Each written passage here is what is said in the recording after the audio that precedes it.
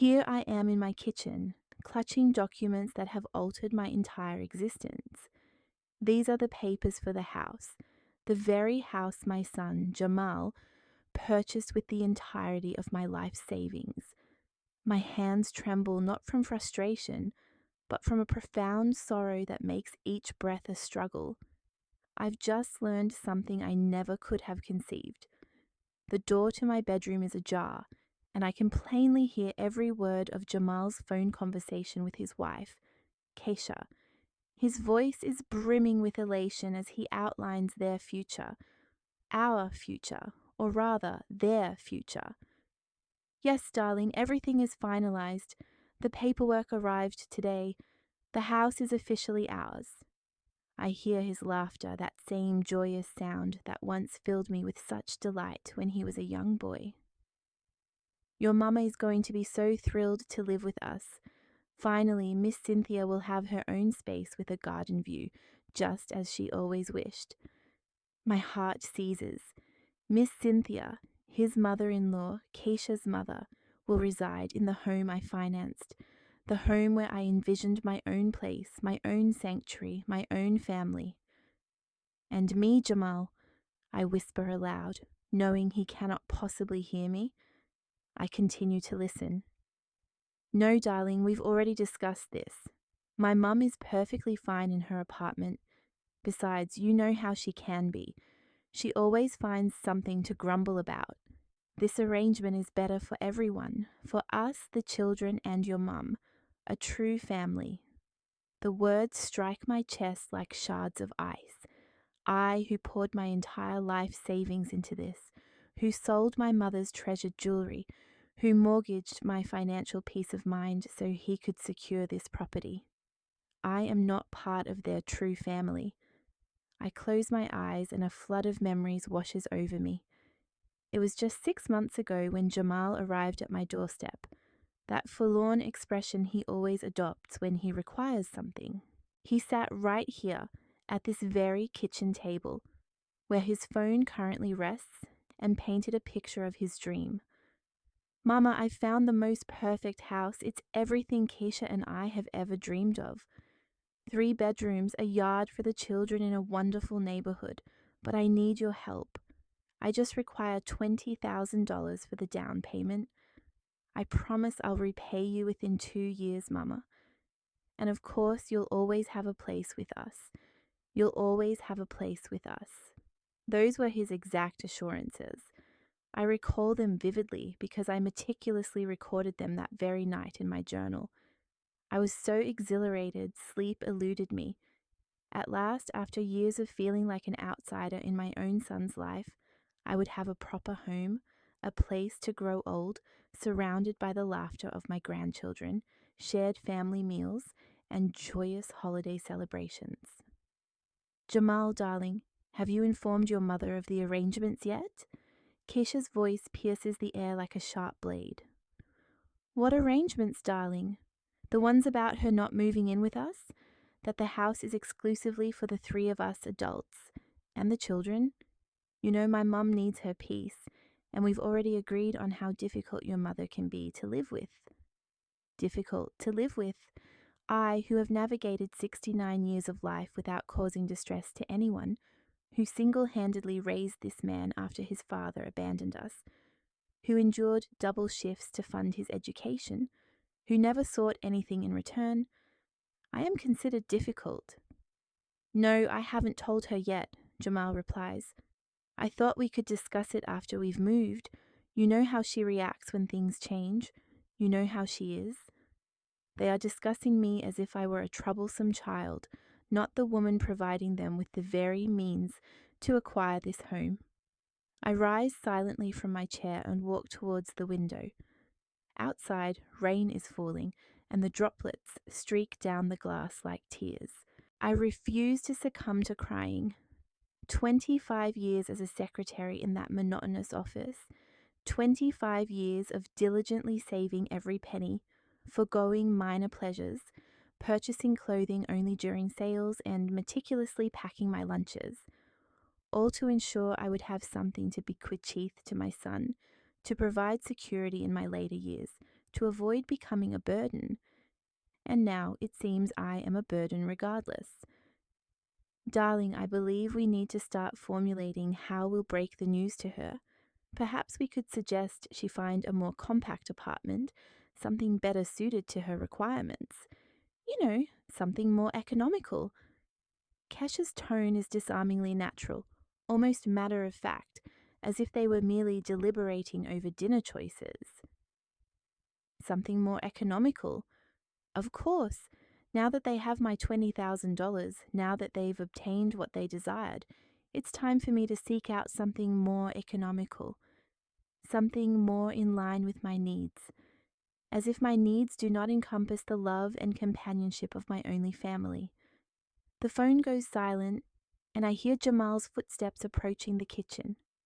I quickly resume my seat and feign absorption in the electricity bill, as if I've heard nothing, as if my world hasn't just shattered in the preceding 10 minutes.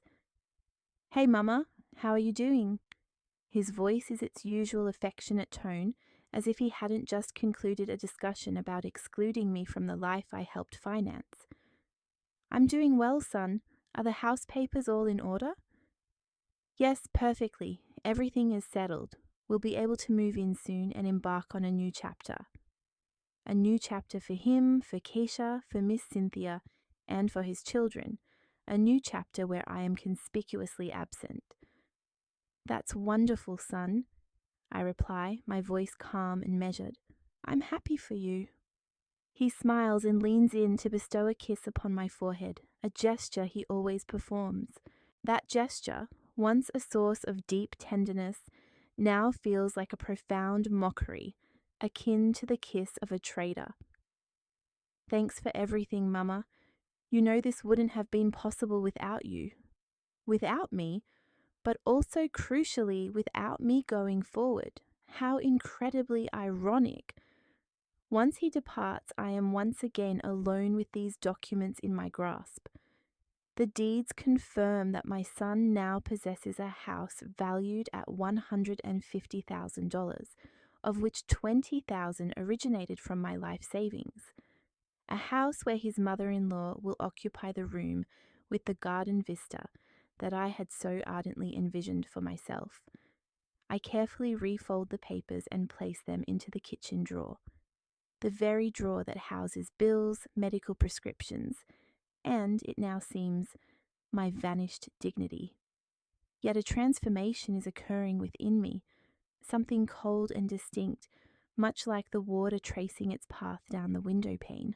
For the first time in years, I don't feel like weeping. I feel an urge to act. That night, sleep was an impossible feat.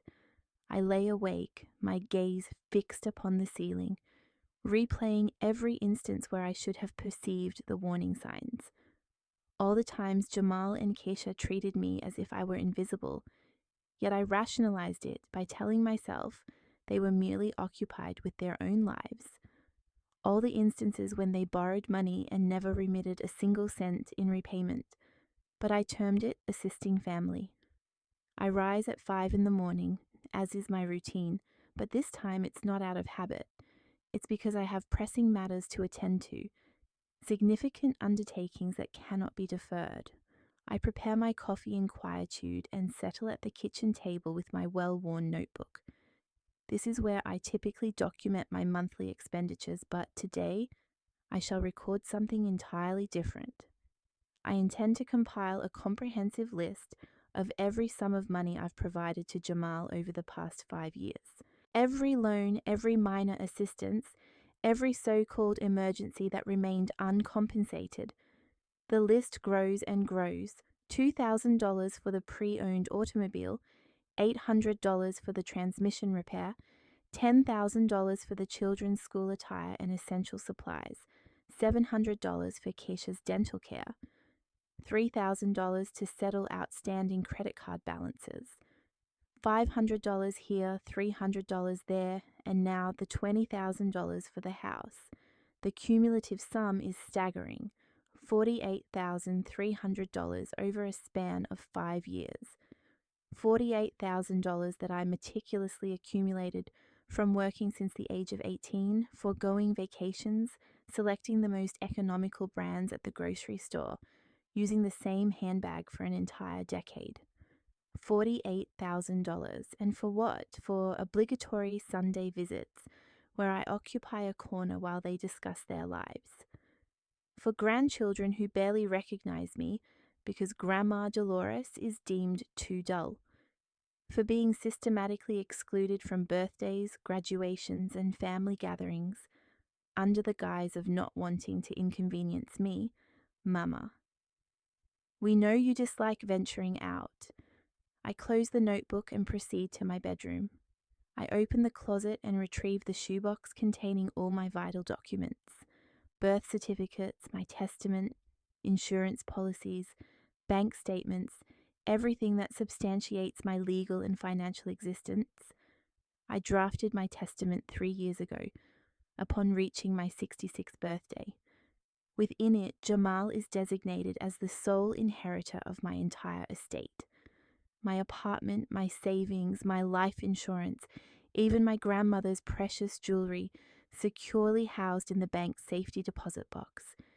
Everything for him, as he is my only son, my sole remaining family.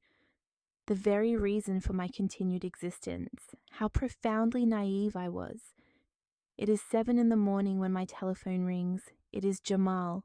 Hey, Mama, how are you this morning?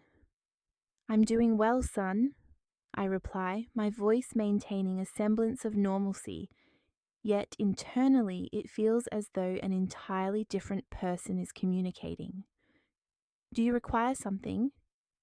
Well, yes, Kesha and I were discussing things last night, and we were wondering if you could assist us with a small matter. You know, with the move, there are some unforeseen expenses that we hadn't accounted for. More money. It is perpetually about more money.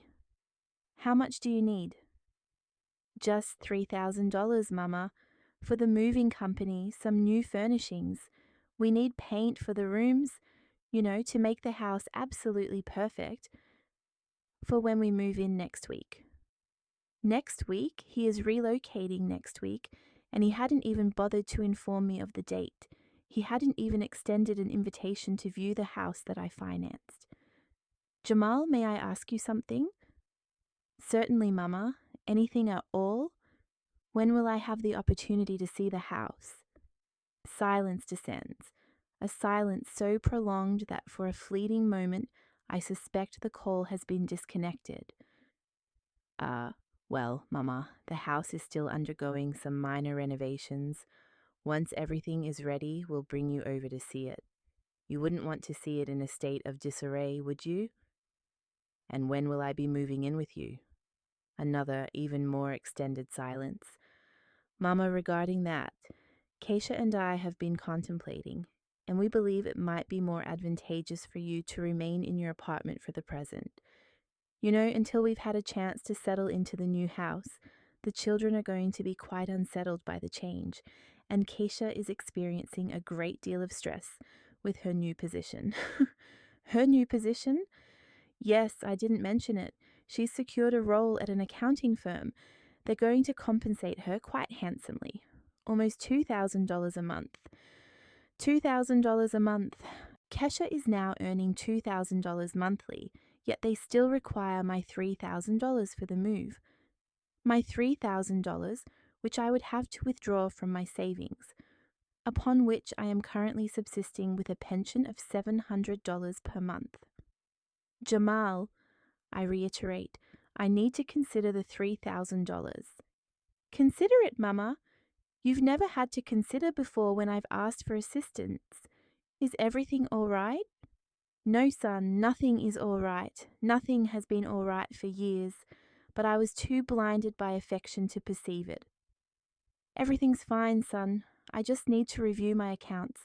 I'll contact you in a few days. In a few days, but Mama, we need the funds by tomorrow. The movers are demanding a 50% deposit. And I will contact you in a few days, Jamal. I disconnect the call before he can formulate a response. My hands are trembling, but not from apprehension. It's a different sensation. It is resolve. I walk towards my antiquated computer. the one Jamal assisted me in setting up 2 years ago, so that I wouldn't feel so isolated, Mama. I power it on and patiently await its initialization. I am not particularly adept with technology, but I grasp the fundamental operations. I know how to access my online banking portal. There are my savings. After providing him with the $20,000 for the house, I have precisely $2,300 remaining.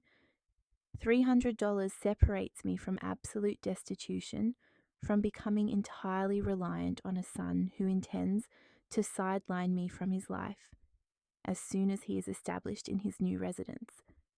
I retrieve my telephone and dial the bank's number. Good morning, National Bank. How may I assist you? Good morning. I need to speak with someone regarding my savings account. I wish to implement some significant alterations. Certainly, ma'am. Could you please provide your account number and your full name? As I furnish the requested information, I experience a sensation I haven't encountered in years. Control. For the first time in a considerable duration, I am the one making the determinations concerning my finances, my life, my future. How may I be of service to you today, Miss Jones? I wish to remove my son as an authorized beneficiary on my account. I also wish to cancel the supplementary debit card that bears his name. I understand. Is there a specific reason for this? Yes, there is. The reason is that I have just discovered I have been financially underwriting my own exclusion. That every dollar I have contributed has been an investment in my future solitude. Personal changes in my familial circumstances. Very well, Miss Jones, I shall process these modifications immediately. Is there anything else I can assist you with? Yes, I wish to inquire about my options for amending my testament. The bank provides that service. We have arrangements with several attorneys who specialize in estate law. Would you be interested in having us forward some information to you? Yes, please, to my registered address. As I conclude the telephone conversation, I feel fundamentally different, as if I have embarked on the initial stride towards something novel, something I do not yet fully comprehend, but recognize as imperative. My telephone rings again. It is Jamal, predictably. Mama, did we get disconnected? We did not get disconnected, son. I informed you I would call you in a few days. But Mama, I need to know if you're going to help me with the $3,000. The movers are already pressuring me. And Jamal, have you ever considered whether I might have needed assistance with anything? What? What are you talking about, Mama? I'm concerned about you. Are you feeling all right? Do you want me to come over there? It is not necessary, son. I simply require some time to contemplate. Time to contemplate. Mama, I'm only asking for $3,000. It's not a significant sum. You've always supported me. I have always supported you. That is accurate. But when was the last instance you supported me? I will contact you once I have a decision, Jamal. Mama, seriously, you're frightening me. You've never behaved this way before. I've never behaved this way because I have never possessed such clarity regarding what has transpired, because I have never experienced this confluence of pain and lucidity that is empowering me to undertake what I ought to have done years ago. Have a pleasant day, son. I terminate the call once more, and this time I power off my telephone completely. I sit in my living room, enveloped by the profound silence of my apartment. But for the first time in many years, that silence does not inflict pain. It is a silence pregnant with possibilities, with decisions awaiting their formulation. I gaze at my hands, these 69-year-old hands that have labored so diligently, that have given so generously, and I make a vow to myself. They will not relinquish another dollar without receiving respect in return. Over the ensuing 3 days, my telephone remains incessantly active. Jamal calls me every 2 hours, then Keisha joins the chorus. Subsequently, even the children leave me voicemails, imploring to know why I am not responding. But I maintain my telephone deactivated. I require tranquility to deliberate, to strategize, to truly comprehend the predicament I find myself in. On Wednesday morning, I resolve to reactivate my telephone solely for the purpose of reviewing the messages. There are 27 missed calls and 15 text messages. I peruse them one by one, and each message serves to reinforce the conviction that I am making the correct decision. Mama, I'm concerned. Please call me. Jamal, 7:30 a.m. Tuesday. Dolores, it's Keisha. Jamal is extremely agitated. Is everything all right with you? 11:15 a.m. Tuesday. Mama, the movers require the funds today. I cannot possibly wait any longer. Jamal, 2:45 p.m. Tuesday, if you do not contact me today, I am coming directly to your apartment. Jamal, 8:20 p.m. Tuesday. Grandma, Dad says you are unwell. Are you all right? My grandson, 8-year-old DeAndre. My grandson, inquiring about my well-being because his father has informed him that I am sick. Because in Jamal's perception, the sole conceivable explanation for my failure to immediately provide him with funds is that I must be unwell. However, the message that inflicts the deepest wound and simultaneously imparts the greatest clarity is the last one transmitted early this morning. Mama, if this pertains to the house, we can discuss it. Perhaps we can devise a solution for you to have your own space as well. But I need you to assist me with the move first, then we shall rectify the other matters. Jamal, 6:30 a.m. today. Then we shall rectify the other matters. The other matters encompass me, my position within their lives, my entitlement to reside in the house I financed, my inherent dignity as a mother and an individual. All of that constitutes the other matters that can be addressed at a later juncture, once he has obtained what he requires. I dress with meticulous care, attend to my coiffure, and apply a subtle touch of makeup. Today I am venturing out and I have several important engagements scheduled. The inaugural one is at the bank at 10 o'clock in the morning. I traverse the 6 blocks to the bank, relishing the refreshing air. I hadn't previously acknowledged how much I had missed leisurely strolls. Free from their urgency, free from the constant consideration of the needs of others, solely engrossed in my own thoughts and aspirations. At the bank, Miss Anderson, the very same individual who assisted me via telephone, extends a greeting. She is a woman of my own age, exuding elegance and professionalism. Good morning, Miss Jones. How are you feeling following the adjustments we made to your account? I am feeling exceptionally well, thank you. I came in today because I wish to implement some supplementary modifications.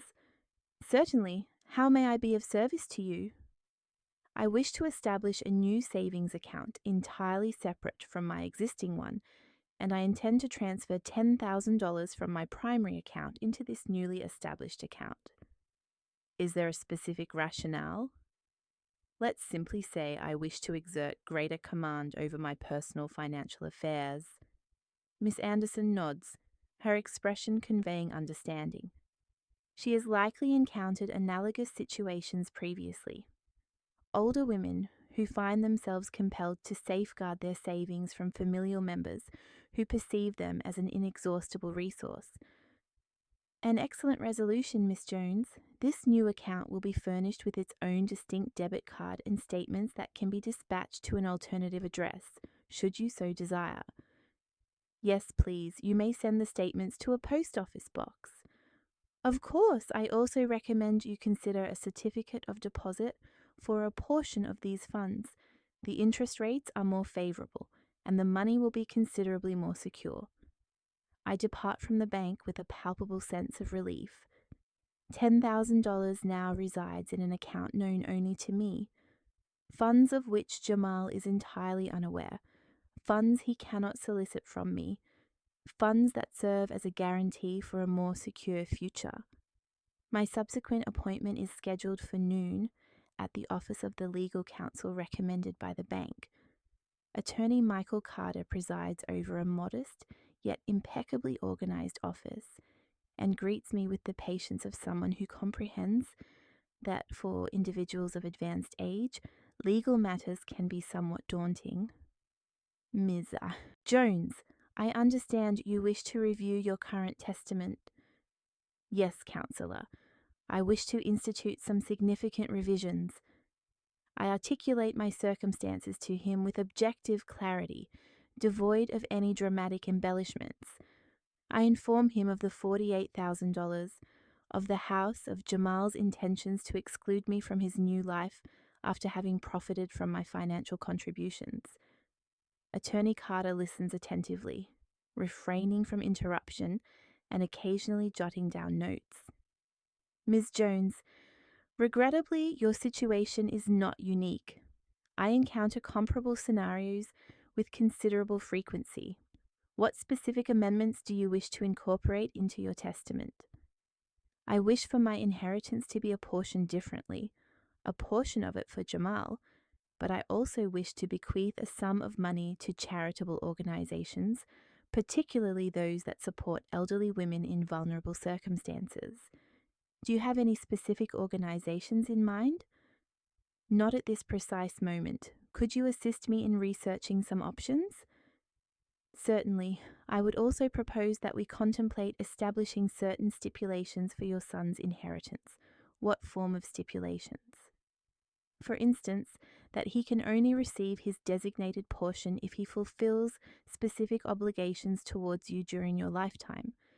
Medical care, regular visits, inclusion in significant familial decisions. The proposition is intriguing, yet also profoundly melancholic.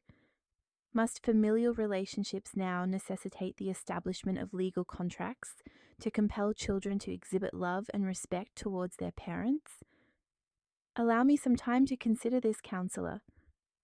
Of course, in the interim, I shall prepare a preliminary draft incorporating some basic amendments. Would next week be agreeable for you to reconvene? As I exit the lawyer's office, it is 2:00 in the afternoon, and I am feeling hungry. However, instead of returning home to prepare a sandwich, as has been my invariable practice, I decide to indulge in something different. I enter a small eatery and select a table positioned by the window. I hadn't dined alone at a restaurant in years. Whenever I ventured out for a meal, it was invariably in the company of Jamal and his family, and I was consistently the one who settled the bill. Today, I order precisely what my palate craves: pan-seared salmon accompanied by a medley of vegetables and a glass of crisp white wine. The total amounts to $35, a sum that, in the past, might have seemed like an unwarranted expenditure. Today, it feels like a judicious investment in my own personal contentment. As I consume my meal slowly, I observe the individuals passing by on the street. Young couples strolling hand in hand, mothers pushing prams, elderly individuals navigating with canes, yet with a resolute stride. Ordinary life, ordinary people living their ordinary lives, and I realize that a normal existence is also within my reach. I envisioned a life where my choices were my own, independent of the incessant demands of others. Suddenly my phone buzzed, a message from Jamal. Mama, I can't endure this any longer. I'm heading to your place around 4 in the afternoon. We absolutely need to discuss things. I glanced at the clock. It read 3:15. I had 45 minutes to reach home and brace myself for a conversation I anticipated would be arduous. Yet for the first time, I felt a stirring of anticipation rather than dread. A sense of curiosity bloomed within me. I settled my tab, left a generous gratuity, and exited the diner. The sun, a brilliant orb in the sky, seemed to acknowledge my presence, a feeling of warmth I hadn't experienced in ages. As I strolled homeward, my thoughts turned to what I would convey to Jamal. I resolved not to raise my voice, nor to recount his missteps. No dramatic scene would unfold. My sole intention was to speak the unvarnished truth.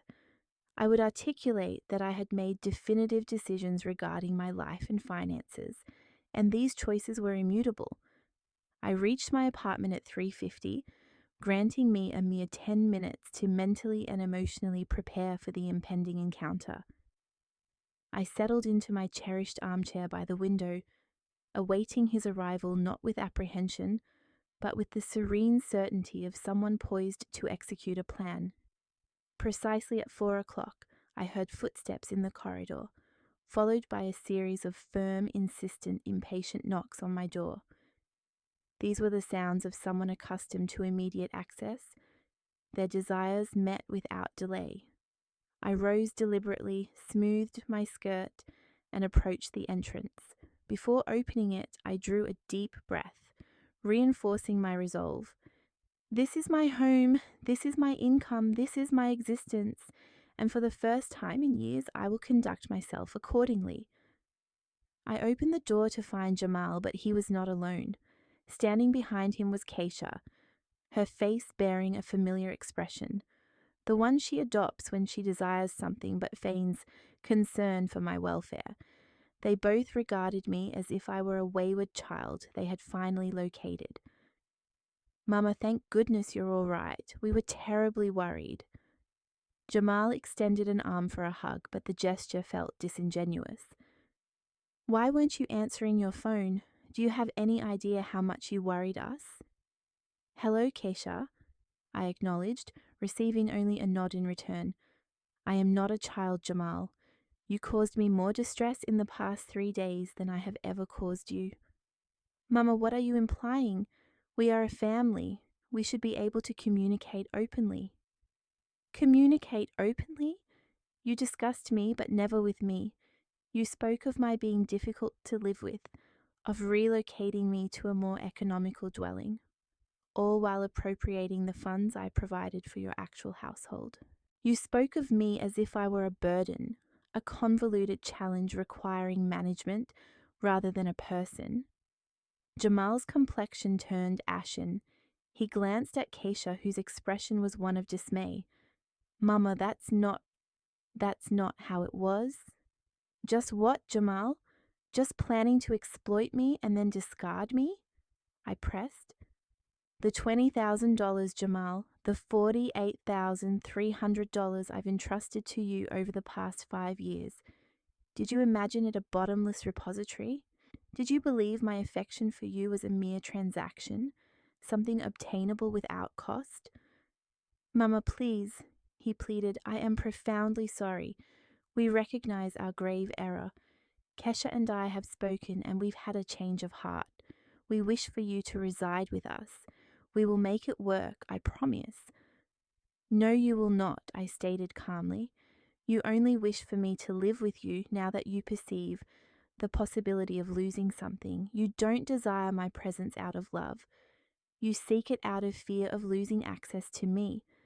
However, son, you have already lost me. You lost me the moment you decided I wasn't part of your true family. Tears streamed down his face, accompanied by deep, ragged sobs, as Kesha attempted to console him. Mama, please don't say that. I am saying it, I affirmed firmly. And I am also stating this. I am no longer the Bank of Dolores. I am not a financial resource for you to tap at your convenience. The $3,000 you require for your relocation must be sourced elsewhere, as you will not receive a single cent from me. Not now, and certainly not ever again. Jamal looked at me, his face streaked with tears. The boyish, pleading expression had vanished, replaced by one of genuine shock and hurt. He had always taken my love and my financial support for granted. And now, for the first time, he was confronting the reality that my generosity was not inexhaustible. I need you to leave now, I instructed, my voice trembling slightly but unwavering. Mama, please, let's talk, Jamal implored. We have talked, Jamal, for 69 years and now I am finished. He stood there for a moment before he and Keisha turned and departed. I closed the door, leaning against it, my legs feeling weak. I was drained, yet I had never felt more invigorated. I walked to my armchair and sank into it. For so long, my focus had been on others that I had neglected to recognize my own needs. I had given and given, forgiving their mistreatment and my own complicity. So why did I still sense a chasm between us? Because forgiveness does not negate repercussions. Because trust is forged through actions, not mere words. After they had gone, I remained by the window for an extended period. I couldn't be certain if Jamal would truly reform or if he could abstain from seeking financial assistance for an entire year. I was unsure if we could ever cultivate a genuine connection. Yet one thing I knew with absolute certainty, I no longer feared solitude. I was no longer afraid to refuse. I was no longer afraid to champion my own self-worth. I retrieved my phone and dialed Leonida's number. "Hey girl, how was your day?" "It was eventful," I replied. "Jamal came to visit." "And how did that go?" "Differently. Perhaps there is still hope after all." "I'm glad to hear it. What are your plans for this afternoon?" "I was considering a trip to the park, perhaps reading beneath that large tree I enjoy. Would you care for some company?" "I would absolutely love that." As I prepared to depart, I caught my reflection in the hallway mirror. I saw a woman, 69 years of age, who had learned, perhaps too late, that her own value is not measured by her capacity to provide for others.